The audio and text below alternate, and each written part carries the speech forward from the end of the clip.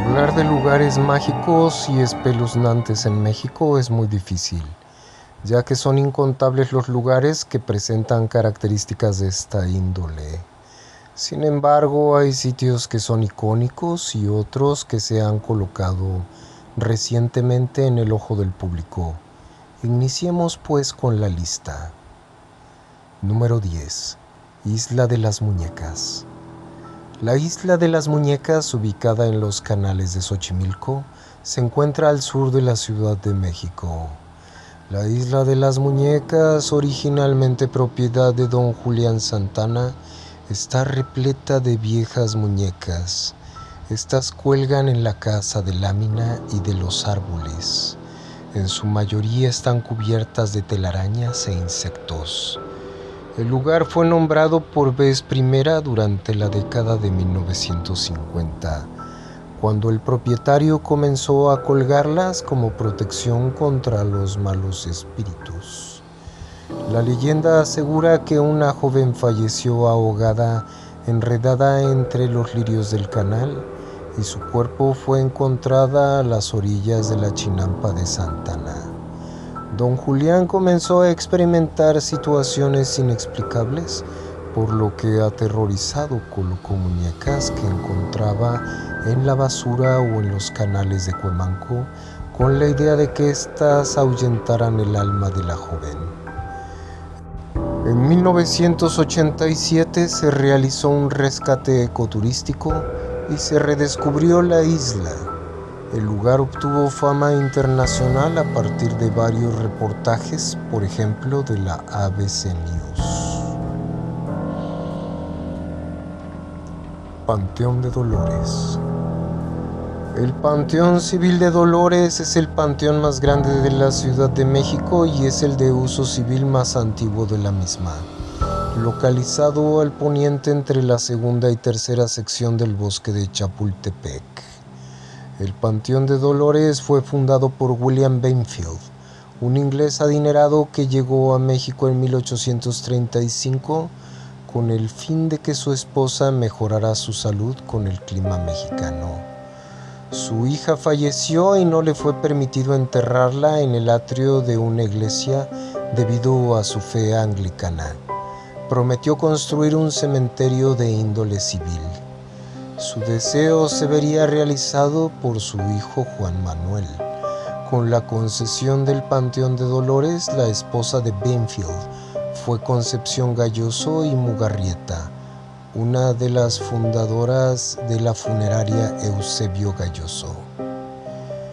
En sus diferentes calles, el panteón presenta toda una gama de estilos de construcción en sus tumbas, desde macizas construcciones de granito de finales del siglo XIX hasta mármol colado del siglo XX.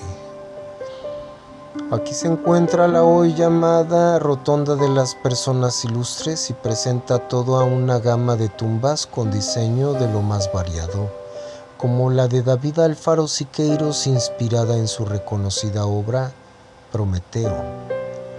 Hay múltiples historias y leyendas de aparecidos sobre el panteón, así como los famosos angelitos de caras demoníacas en una de sus tumbas. También se encuentran ahí algunas cuevas con miles de huesos y estas están ubicadas en la barranca al final del panteón. 8. Cumbres de Acutzingo. Las cumbres de Acutzingo son un sistema montañoso perteneciente al municipio de Acutzingo. Ha sido desde la época colonial la zona más accidentada del camino entre la Ciudad de México y el puerto de Veracruz. Ahí se libró una batalla durante la intervención francesa, un día 28 de abril de 1862, y fue conocida como la Batalla de Acutzingo. La batalla, liderada por el general José María Arteaga, dejó como saldo 50 mexicanos fallecidos y 30 invasores franceses también. El día de hoy es una carretera muy peligrosa en la cual se han dado multitud de accidentes fatales, entre ellos el famoso camionazo en la ermita de Acutzingo el 5 de diciembre de 1993, cuando un camión sin frenos chocó contra los peregrinos que dormían fuera de la ermita. Fueron en esa ocasión 29 muertos y 50 heridos. Pero quizás el historial de apariciones y entidades en la carretera es de las cosas más frecuentes reportadas por conductores. Esto dice que la visión de aparecidos caminando en la carretera ha sido así hasta el encuentro violento con estos seres. 7. Ejido Calderón. El Ejido Calderón en Juárez, Nuevo León, es, por así decirlo, un campo de exterminio y fosa clandestina de cientos de personas que grupos de la delincuencia llevaron ahí para acabar con sus vidas. Mucha de la gente que reporta gritos y lamentos, incluso de día, a pesar de que eso ya pasó.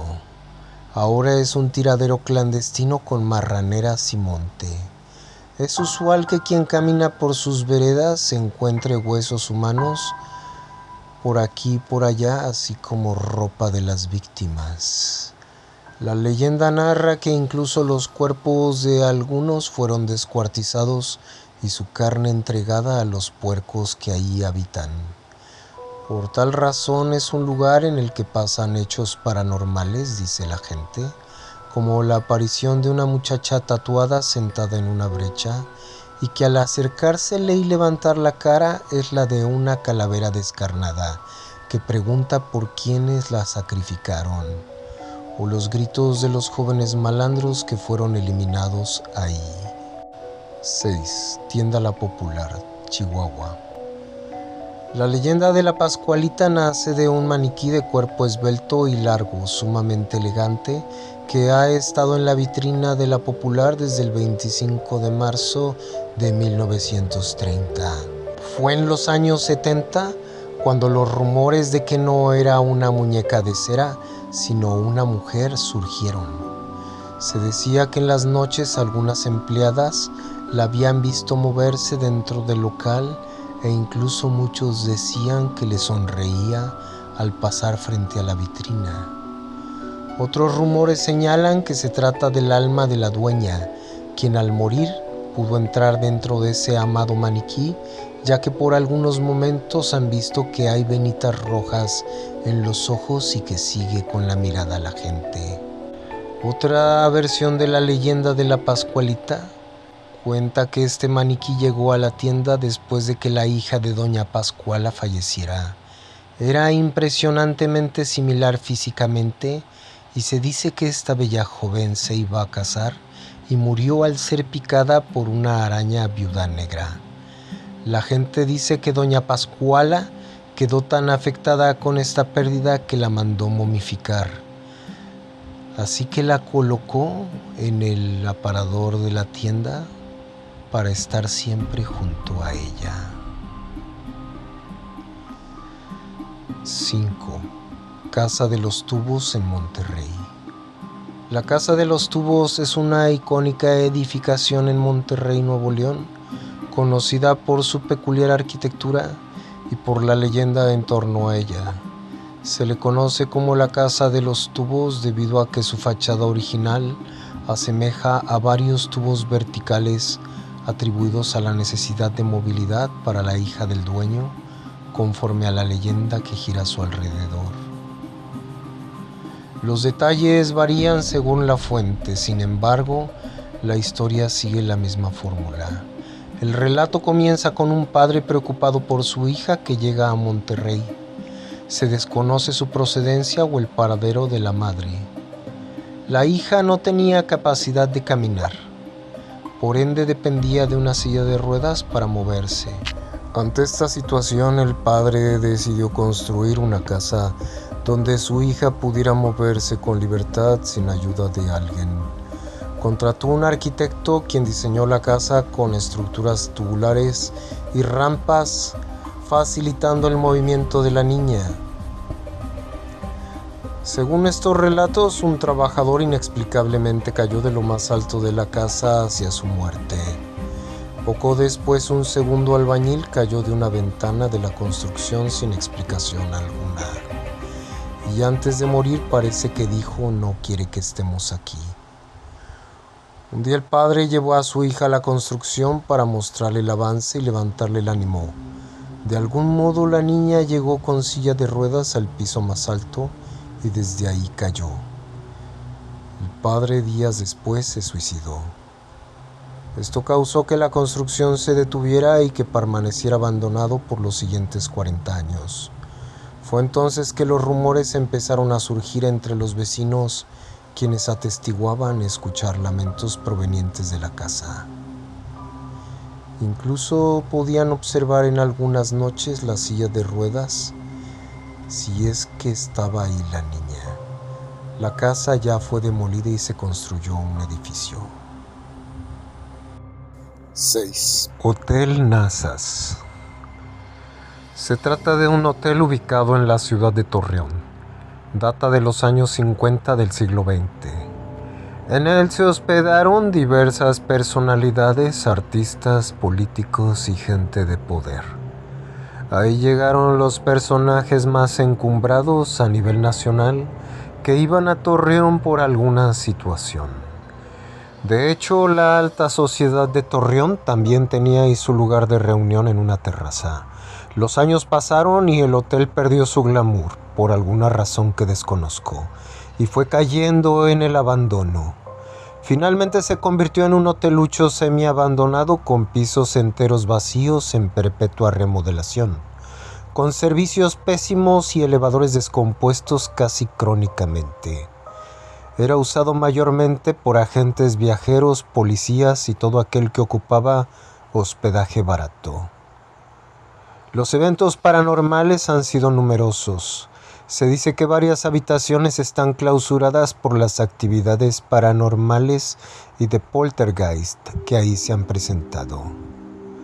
Hay un caso de un contador que dijo que el televisor se prendía solo y aparecía la imagen de una entidad.